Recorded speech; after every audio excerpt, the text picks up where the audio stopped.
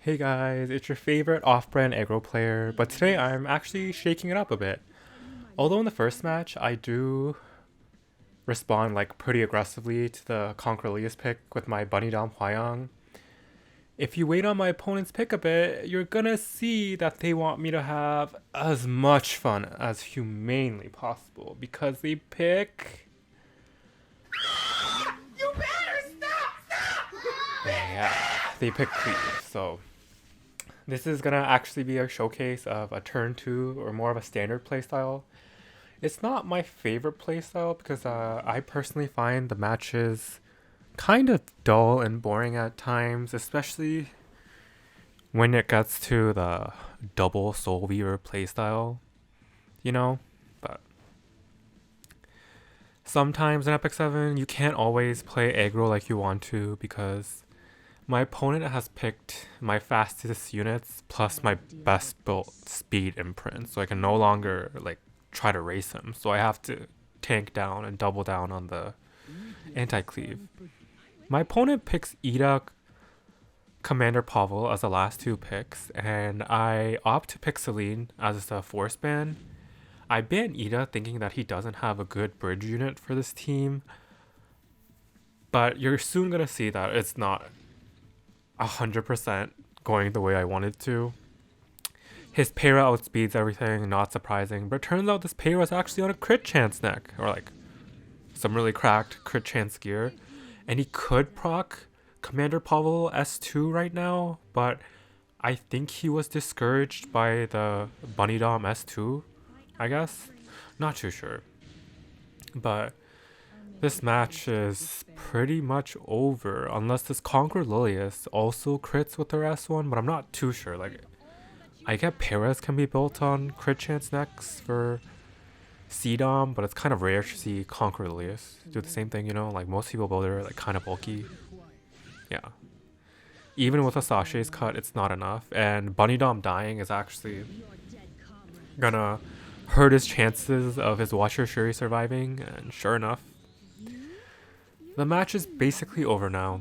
I'm gonna stabilize, and even though I can't actually hit his Commander Pavel, my units should be bulky enough to survive, you know? Yeah. Oh yeah, if it wasn't like clearly obvious by now, my opinion on modern day epicseven is that you should know how to pivot your drafts, especially if your draft is limited because you don't have like godly speed gear on 10 units like I do. You need to be able to be flexible with your drafts. Even like a who's a really prolific cleaver like Light. Light is known for cleaving, but he can like transition his drafts. Like he picks like Rem Violet sometimes, you know? You got to be flexible, and knowing when to pivot is a part of that. It's not my favorite, but you know, sometimes you have to. I was kind of surprised at this Commander Pavel damage here because my Aravi is not on proof, but it is on Draco plate. So the fact that he did so much damage is kind of a surprise, but I guess he did have like super gab with vigor attack buff on, but it's over. Yeah, he leaves. It's what you get for cleaving, you know? It's only okay when I do it. In the second match, my opponent drafts Bunny Dom, but you know, I am your average champion RTA player, even though I technically should be an Emperor. I pick Conquer Lilius because she's open. I pick Hwyong because she's open. I'm a meta slave. You know. It's just hard sometimes because RTA, for me personally, I want to use units that I have fun with, but that's not always possible since my gear is not up to par to what other people would expect. Someone in Emperor's gear, like if you looked at my gear holistically, you'd be like kind of shocked to see like how some of my units are built sketch, but I pick them anyway. But I think that if you have gear that is workable, you just have to be a bit more conservative. Like for example, my closer Charles is not 290 speed. Like I wish he was, but he is not. So I just pick him more conservatively. I pick him in situations like this. My opponent does not race me. Though I decided to play more conservative because Shu is a terrible fucking unit that deletes all my hopes and dreams whenever she S1, S2s and deletes a DPS unit. So I pick safe DPSs. Like Hwayoung safe because she's balanced, but Stop it. Get some help. my opponent here decides that we're not having a standard match and I'm forced to try and adapt my draft to that. I pick Acid because he's forced to ban it in case I ban Ran and his Ida just eats shit and dies. But I just ban his Ida because his team doesn't have follow-up. And what I mean by that is, yes, Ran might go before my Conqueror Lilius. Cool. Yeah, my Conqueror Lilius isn't 320 speed. Yeah, whatever. My Bunny Dom, his Bunny Dom might outspeed. Yeah, sure, whatever. But Bunny Dom only pushes by 20%, and Dilberts and Shoes are normally not speed tuned to cut after Bunny Dom. So I felt pretty safe in this situation. And you're about to see that I was right. Yeah, I get to push back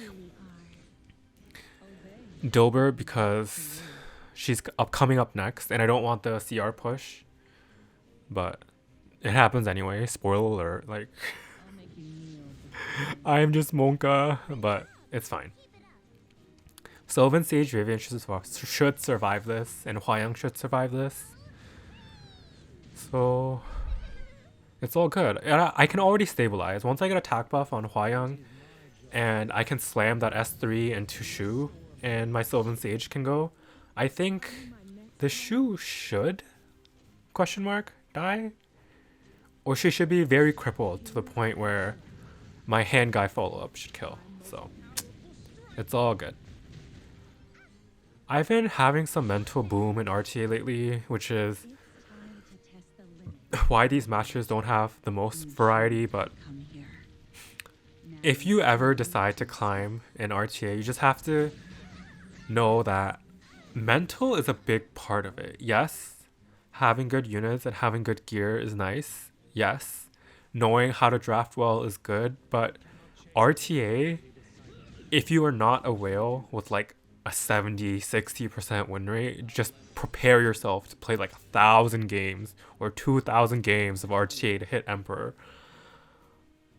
I've been hitting Emperor with around like 650-700 games last season, which is down from my first season of literally 1,000 games. But if you have less experience, just know that it's customary to have a lot of games, and that sometimes does take a lot on your mental, and you have to keep that in mind. Like, yes, it's a mobile game. Yes, these matches, depending on what you play, can be pretty fast, but mental is a big part of it.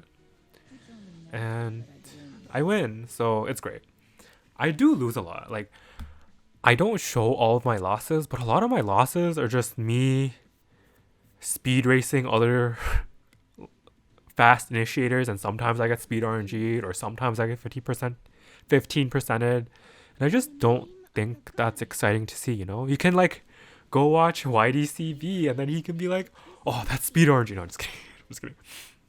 No, I just like, my losses aren't too interesting. I do have some interesting losses sometimes where I just get like thoroughly embarrassed. And I would love to post like a bloopers reel of like losses where I just int and lose, but watch out for that. Though I am thinking about like posting other stuff too, because epicseven for me lately, it's just like, oh god, dude.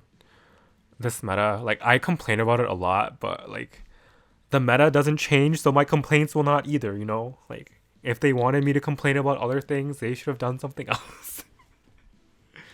I pick Fire Hand Guy here because he's a very good answer into Rimaru's and AOL, since a lot of people don't run fast AOLs anymore. Like the 290 AOLs are pretty rare nowadays. A lot of them are like 240 and slower, but with a lot of bulk, because Hand Guys, they're designed so that Hand Guy goes first and they silence and strip right after. And Rimaru's typically are not above 280 speed, so it's all good.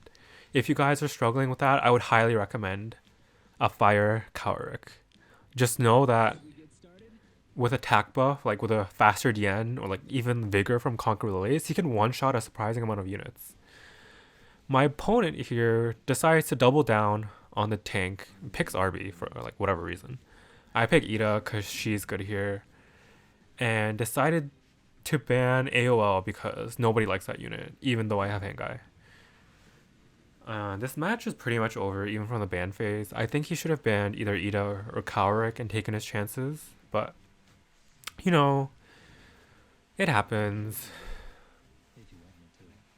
Even if my Ida is unable to kill the RB with the S2, I think it'll be fine with the immunity I get from Handguy and the defense stacks I'm about to get from Steny.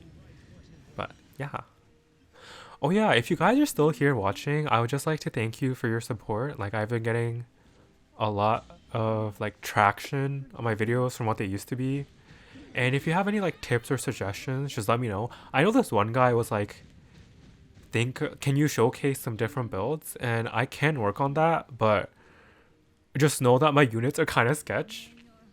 But if you want to see other things, like if you want to see like unit showcases, or like, do you think I should be more like personable, like kind of like the streamer, like showcase my personality or like who I am as a person more, or like showcase more playstyle and coaching, or like not like coaching, but like, you know, like informative content, but like, what do you learn from this other than like RT isn't fun? No. But yeah, just let me know. Like, I'm not too sure about where I want this channel to go. I'm just having a lot of fun with it, and just thank you for all your support. And if you don't mind, like and subscribe. Leave me a hate comment. I love those.